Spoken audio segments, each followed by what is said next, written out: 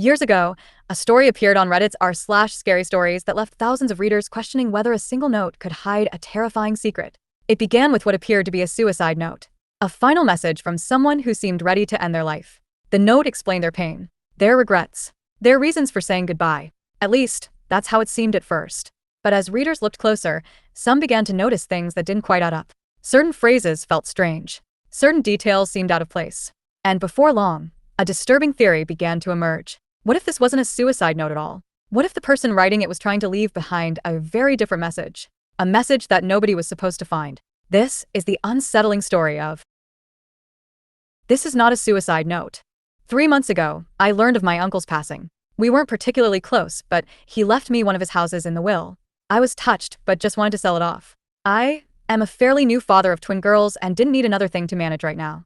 To speed up the process, I decided to travel across the country to live in the house until a sale was assured. My job just requires a laptop and phone, so I was approved to work remotely for the time being. Unfortunately, my wife had to stay at her job, so I had to come alone. At first, I treated it as a mini vacation. I had hoped it would only last a week, but the process was more involved than I thought. I had a realtor taking care of most things, but after a month, I'm still here. I noticed things going wrong right away. Stuff was never where I last placed it. I'd see shadows out of the corner of my eye. I've lose track of time constantly. I thought it was caused by stress, loneliness. Except for the few times the realtor came by with prospective buyers, the house was the quietest place I had ever been in. Before I completely lost my mind, the neighbor came by with a dog. She was an elderly woman who explained that she had been dog sitting while my uncle was in the hospital. Now that I was here, she thought I should take Buster, the golden retriever. I thought the neighbor might have been forgetful because she seemed to think my uncle had just passed last week. Either way, I fell in love with Buster, and his presence was exactly what I needed. I even thought it would be a tremendous present to bring home to my girls. I just hoped my wife would feel the same way. However, even the dog could tell something was wrong with the house. Buster accepted his new living arrangements pretty quickly, but would never willingly go upstairs. This was all right with me at the time. I thought it would make it easier to keep track of him. Then, Buster disappeared. Literally, 1 second, he was standing right behind me as I was opening the treat jar to give him a snack. My eyes left him for just a moment to put the jar back, and then he was gone. I ran through the whole house calling his name. The kitchen was connected to the living room, and on the other end of that was the master bedroom and study. The other end of the kitchen led to a dining room which was connected to the entrance hall that also led into the living room and stairs to the second floor. After walking upstairs, you had a choice of right or left along a balcony that overlooked the living room on one side and entrance on the other. Going left led immediately to a guest room and game room. Going right led to 2 more guest rooms and a bathroom at the end of the hall. I looked in every room and had to accept that somehow the dog made it outside, even though there was no doggy door, and every door and window had been closed and locked. So I searched the surrounding neighborhood for another hour before giving up. I was thinking about making flyers when I opened the front door and heard Buster scrambling towards me from the kitchen. I was ecstatic, of course, but I just couldn't wrap my head around how I could have missed him. I let Buster sleep in the bed with me that night. In hindsight, it was a huge mistake, but it made me feel better at the time. Things picked up at work though, and I soon forgot about all the strangeness surrounding this house. Clients called me constantly, but we were getting a lot done, and I landed multiple large contracts in a row. I was working around the clock, but I knew I'd be due a promotion once I returned to the home office. Several times I'd get lost in a phone call or a spreadsheet and suddenly find that it was nighttime. I'd be so absorbed with work that I would block out Buster whining for food or to go outside. I started to set alarms to keep track, but I had too many important clients to slow down. I was on top of the world, but my health was starting to suffer. I'd forget to eat and even sleep sometimes. There was always something else to do, or someone to talk to. I even got better at taking care of Buster, better than I was taking care of myself at least. Then my good mood ended with a bang. Literally. Buster was whining behind me as I finished another spreadsheet. Then we both heard a door slam upstairs. For the first time since I brought him inside, Buster ran upstairs by himself. I almost called the cops, but I felt silly with the phone in my hand. I started to doubt I had heard anything at all. And if there were an intruder, surely Buster would have been making more noise. So I mustered all the courage I could manage and crept upstairs with frying pan as my weapon. It was dark upstairs, but enough moonlight was coming in from the downstairs windows for me to make out Buster standing in front of the bathroom. I had purposely closed every door when I last came through here looking for the lost dog, but this door was now wide open. I flipped on the hallway light, but nothing happened. With no better ideas, I raised my frying pan high and walked slowly to the bathroom. There was no window in here, so it was pure darkness inside. I was terrified. Bizarrely, Buster just looked frozen. His tail stood straight up, and he just stood there pointed towards the door. I tried to take it as a good sign that he still wasn't barking. That's what finally got me through the threshold and into the bathroom. The whole time my eyes had been getting used to the darkness, and the bathroom was too small for there to have been anyone there without me noticing. I started to relax when I took a step forward into something sticky. I suddenly realized that I had my cell phone in my pocket. I pulled it out and turned it on to cast some light on the floor. I immediately dropped it at the sight of the bright red liquid that surrounded my feet. I fled the upstairs, and this triggered Buster to follow. This time I had no trouble calling the police. Thankfully, there was already a patrol car nearby, so 2 officers arrived within a couple of minutes. Their powerful flashlights cut through the darkness like knives, but they soon found nothing was wrong with the upstairs lights. Something did appear to be wrong with my pipes though, as they called out from above that the puddle was just rusty water. Because of their insistence, I climbed up the stairs again and clearly saw a muddy brown puddle in the bathroom. The banging must have been from a pipe breaking. Both cops had a laugh at my expense but were otherwise understanding. They even gave me a number of good plumber, though my cell phone was ruined after I dropped and left it in the puddle. I would have to use the one landline in the kitchen from now on. I let them out and promised to call the plumber first thing in the morning. Yet, as exhausted as I was, I couldn't go to sleep over that excitement, so I stayed up to draft some more important documents for my company. Before I knew it, Buster had made another mess in the living room. I was dead tired and said some things to Buster that maybe I shouldn't have, and I did some things to him that I know I really shouldn't have. I decided to do something about the stress I had been under, and I spoke to my supervisor that same morning. To my surprise, they were happy to let me have the week off as a sort of mental vacation. Just like that, all my outstanding work was taken away. With nothing else to do, I tried to focus on Buster. I played games with him and fed him a bunch of treats to make up for my earlier neglect. Then I found the first message. I didn't notice it for some time since I had been avoiding the second floor, but I realized that I hadn't actually called the plumber. Before doing so, I went upstairs to see if things had gotten any worse. Instead, I immediately saw a message written in red on the hallway wall. It read, "Losing your mind?" For a second, I kinda did. I was scared to death at the thought that someone had to have sneaked into my house while I was there. Probably when I was sleeping. I won't bear repeating everything I said or did right after. Let's just say I hadn't become any braver since the banging. Eventually, I unlocked my bedroom door and made my way to the kitchen with Buster leading the way. I called the police again. Those same 2 officers were able to show up, and then, slowly, we cleared every inch of the house. Yet, we found no one. Everything was locked. No sign of forced entry. The police actually took me seriously, something that bewildered me at the time, and admitted that this isn't the first house in this neighborhood to experience this. There had been a series of break-ins where nothing was stolen, but the police officers still offered to have a car sit outside for the night. Even though I took them up on this, I soon realized that I'd never get to sleep tonight in this house. So I called my only friend in town and really in the whole state, an old college roommate who coincidentally lived 30 minutes away. He offered to pick me and Buster up in a few hours, so I busied myself with packing up my suitcase. I didn't know how long I would need, so I pretty much packed everything I had brought with me to the house in the first place. I left my room to pick up some doggy toys when my friend called to say he was waiting outside. I decided to hang up the phone and meet him immediately. I needed the human company, and he could help me move my stuff. But the driveway was empty. There was no friend, no car. I called him back immediately, and he insisted he was outside. I listened to him get out of his car and walk up to the front door. He knocked, and I could hear the door open and an elderly woman greet him. My friend asked for my name and mentioned my uncle. The woman said she had never heard of either of us. After thanking her, my friend left and asked me if I had gotten all that. I told him I must have given him the wrong address. He rattled off the correct one and confirmed he was there. After asking him to wait, and I left the house again. I walked out to the street and looked back at the numbers written on the curb and on the mailbox. Only there weren't any numbers. Just a message, "Losing your mind?" on the curb, written in red. The temptation to leave right away was great. I could just start walking and never stop. But I had to get my stuff and, more importantly, Buster, so I entered the house one last time. When I came back to the room, my suitcase was empty. Everything I had just spent the last hour packing up was back in its proper place. Despite how impossible this was, I focused on only one goal. We needed to leave. I put a leash on Buster and was shocked to see how haggard he was. I resolved to make it up to him when this was all over. I tried to leave out the front door like nothing was wrong, but I couldn't open it. The knob turned freely, but the deadbolt wouldn't slide back. I was really scared now, but Buster's presence helped. I knelt down to give him a hug, and he gave me an idea while licking my face. Whatever was happening, it sure wasn't the result of a maniac hiding in my house. Still, I didn't know what forces were actually opposing me, so I walked to the backyard and said loudly, "Well, Buster, time for a little walk."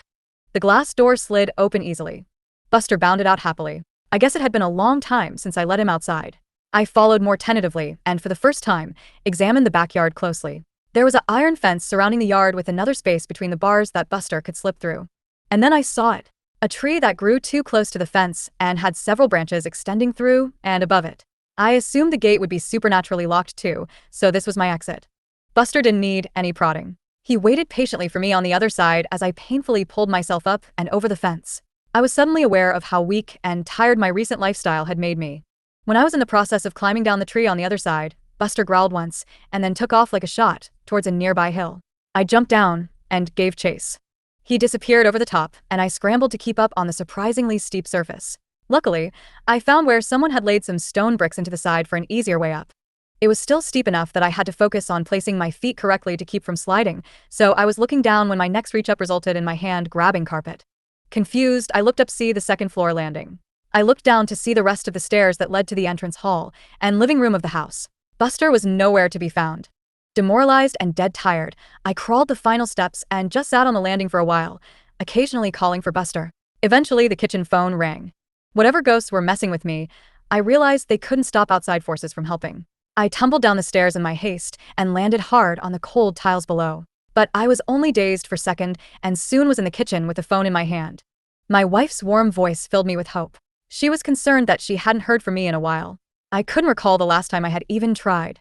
She was trying to tell me that my work hadn't heard from me in a week while I tried to tell her to call the police. Her words gave me pause though.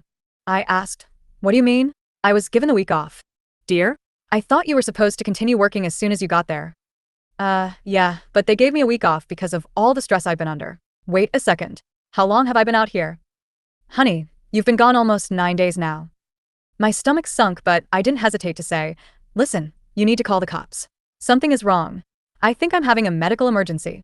I had just been trying to come up with an excuse to limit the amount of follow-up questions, but I ended up realizing that this was actually the most likely explanation. Maybe I was just suffering from a gas leak or a brain tumor. Ironically, either of those options seemed preferable than living in a haunted house. My wife asked, "Baby, what's wrong? Are you okay?" I thought I saw a shadow move out of the corner of my eye as I answered, "Yes, I'm okay, but no, I need help. There's something wrong about this house." "You aren't making any sense." "Just listen to me, call the police, and tell him my uncle's name. Tell them to come to this house, and an ambulance might be needed. Please help me." "Please help you? Pretty please? With a cherry on top." I stared at the phone in my hand as my wife's voice continued to come out of it. It sounded like her, but in a mocking tone I've never actually heard from her before. She said, "Does your tummy hurt? When's the last time you ate? I wonder what Buster tastes like." I slammed the phone down, but whatever it was on the other side was right. My stomach was hurting. I couldn't remember the last time I had eaten. On cue, I heard Buster whining from upstairs. Only after I started running towards the stairs did I notice just how bruised and sore my legs were from my spill down those steps. I pushed through the pain and climbed the stairs yet again. Buster was back in front of the bathroom, lying on his side and looking thinner than I had ever seen him. "Losing your mind" was written all over the hallway now, including on the ceiling and floor. I no longer had any doubt the messages were written in blood. Some of them were still dripping.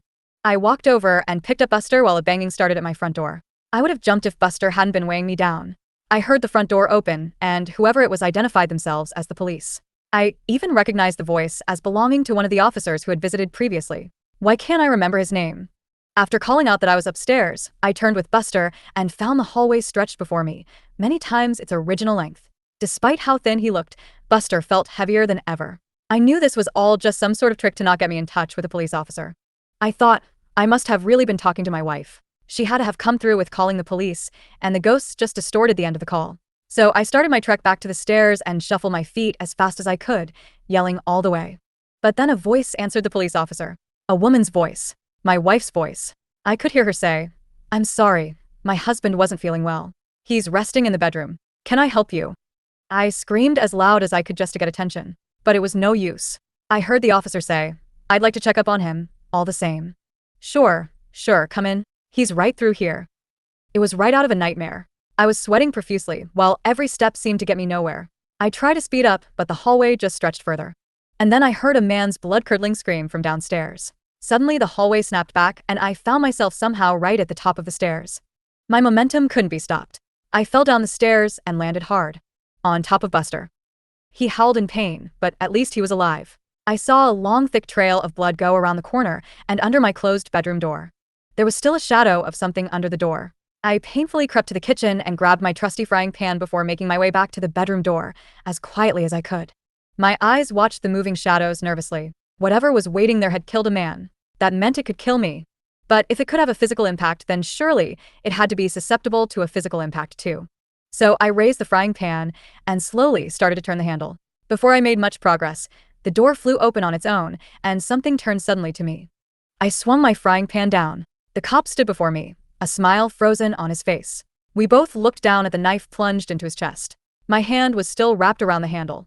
He fell to the side, and I fell backwards to sit heavily on the now clean floor. I was positive I had picked up the frying pan. I could remember its weight. But now I also remembered going to the kitchen and pulling out the knife. I seriously wondered if I was losing my mind. I looked down to find I had the knife in my hands again. I dropped it at once and crawled back to check on Buster. He wasn't moving. I put my head on his flank and was devastated to feel he was still warm but not breathing. I didn't know what to do, so I did nothing. I did nothing for a long time. I was lethargic, but somehow made it to the couch in the living room. I waited there until nightfall and then slept on the couch. When I woke up, I waited some more. I wasn't sure what I was waiting for, but nothing horrible was happening to me while I waited. I wasn't in a hurry to change that. But the bodies of Buster and the cop were still there. I needed to do something. My stomach rumbled as I finally got off the couch. That was another problem with just staying put. First things first, I found a shovel in an outdoor closet attached to the backyard porch. Digging the hole was exhausting, so I settled for just burying Buster now. I planned on getting to the cop after finding something to eat. I picked up Buster and carried him outside. His fur was still so warm. It was hard to believe he was gone. But there was no life behind his big brown eyes. I gently laid him down in the hole and got to work. Some time later, I wandered into the kitchen and raided the pantry. The house was quiet apart from my efforts. Whenever I stopped moving, the silence was complete. I wondered if the ghosts had just been trying to make me a murderer after all. Now that their goal had been met, maybe they would leave me alone for a while. Just in time because I was starving and didn't need any more distractions. I opened a box of cereal and had a handful up to my lips when I paused. How could I tell I was actually eating what I was looking at? What if I had actually been opening a box of rat poison? I still wasn't sure what these ghosts were capable of. I imagined the food turning into worms after it was already in my mouth. With that thought, I threw the cereal to the ground and stomped off, no longer hungry. I needed to concentrate my efforts on leaving this place. Right on cue, I walked by the front door. It was wide open. Instinctively, I made a leap for it before stopping with my outstretched hand just a foot short of the door. This had to be another trick. I could see the door slamming shut in my face, or even taking a few of my fingers with it. I could feel a breeze enter the house, but I was too scared to move. This was the most impossible situation I had ever been in, or even heard of. All of my senses had failed me before. However, my need for freedom eventually caused my feet to move. Upon slowly exiting the house, I saw the cop car just sitting in my driveway. The door was unlocked and the keys were sitting in the front seat. My mind went wild trying to explain the situation. Maybe the cop was secretly a murderer and had killed previous owners of this house. Maybe his sacrifice helped them move on. I couldn't think of any other explanation for my good luck at the time. So, I just pushed my misgivings down and got in. I drove out of the neighborhood without incident, but I had new problems. I was in an unfamiliar city, driving a cop car with no money or other belongings on me, and I had no idea what to do next. So I kept driving. It felt good to be free of that house. It felt good to see the sun. So I kept driving. On and on. Left turn. Right turn. Left turn. Right turn. No idea where I'm going. And then I realized I hadn't seen any other cars on the road for some time. Where was everyone? Where was I? The sinking feeling happened again, in the pit of my stomach but also around my whole body. I sunk back into the car seat and then realized I was sitting in an armchair. Back in the living room of my uncle's house.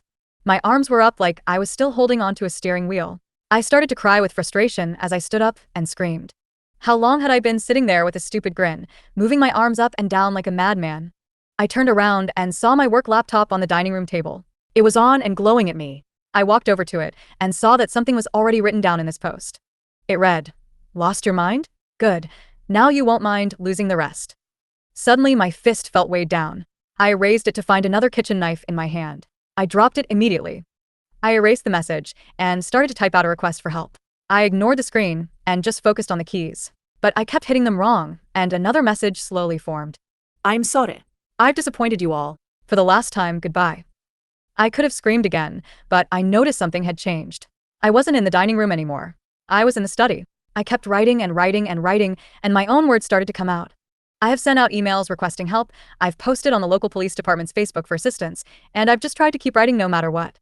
This is my latest attempt to keep my sanity. Whenever I've tried to take a break, I find myself in a new room with new horrors descending on me.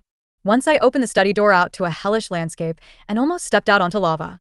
I wasn't sure if it was all an illusion, but I didn't even want to have a vision of my feet burning, so I just closed the door and resumed writing. I'm not even sure this is all because of ghosts. I've been doing a lot of thinking lately, and the truth is simply that I have no idea what's going on. As I've gone over these crazy events, I've realized that I can't recall my uncle's name, or what he looked like. I'm not sure I ever had an uncle. I'm trying to think really hard about how I came here. Did I fly? Drive? I can't remember. Have I always been here? Even weirder, I can't remember my realtor's name, or even what gender they are. I've met them in person several times. Why don't I know things I should? I can't even remember the name of my daughters or my wife. Am I even a father? Am I even a person? I know I must be because here I am writing in this small study. But now that I think about it, I can't remember who my parents are, what they look like, or anything about my childhood. Now, I just remember this house and all the nightmares, waking and otherwise, I've experienced here. I'm feeling a lot like I was back in the cop car. I found a way forward, but I really don't know what to do next. This is not a way to live, and I'm getting more and more tired. I'm so hungry. And I'm finding it harder to focus. I keep hearing voices, and they're getting louder.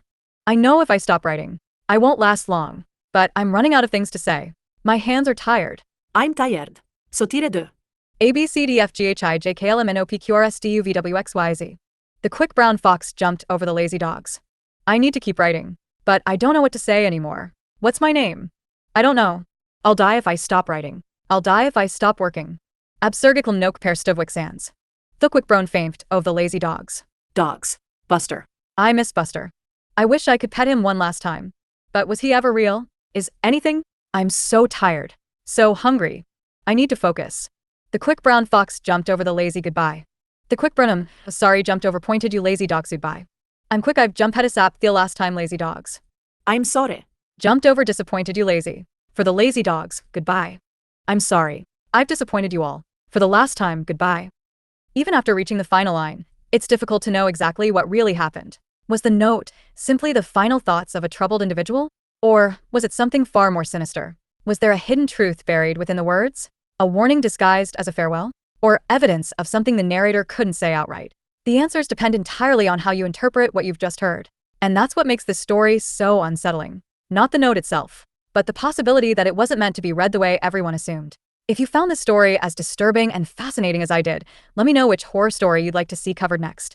And until then, remember, sometimes the most frightening messages aren't the ones that are obvious. Sometimes they're the ones hidden in plain sight.